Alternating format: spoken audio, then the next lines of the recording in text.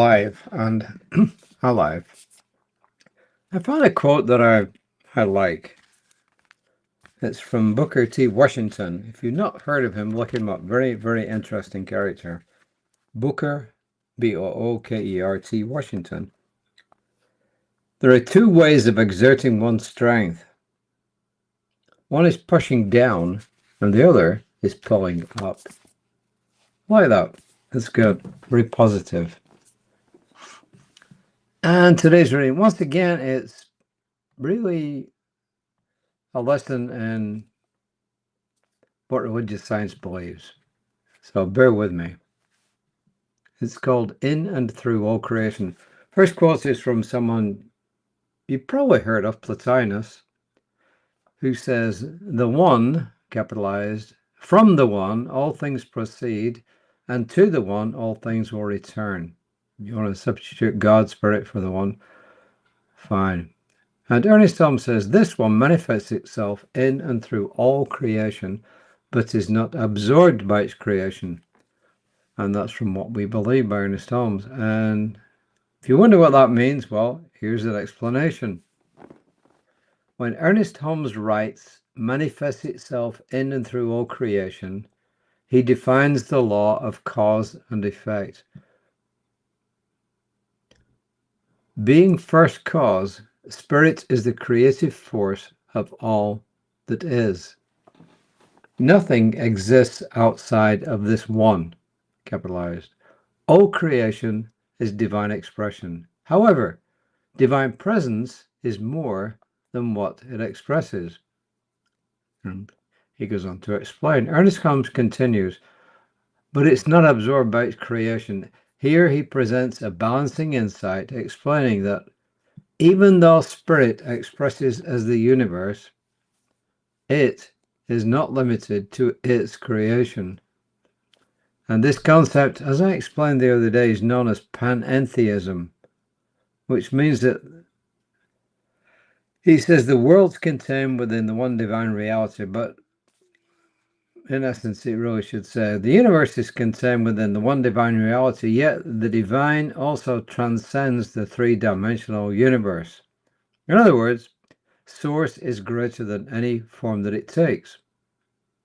In essence, Ernest Holmes is saying that one life is fully present in every single thing that we experience and express, and yet it remains infinite, absolute, and greater than the sum of its creation. This is why we don't seek to find God in any physical form, understanding that divine presence transcends all limitations of the physical world. So what they're telling us here is that, as we said the other day, God is all there is. And everything exists within the one reality, which is God. So, by definition, God is greater than what it created. It would have to be. I mean, it really couldn't be any other way. Think about it. So, it may not be the way you've looked at God in the past, but this is the way that, in essence, all New Thought expressions look at God. And as I've said, all mystics look at God in this same sense as well.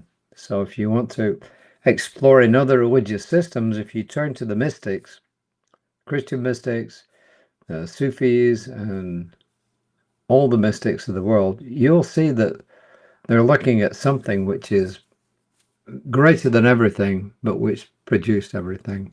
So that's probably the best I can say for now. God is more than everywhere and everything, and is always at the center of my being.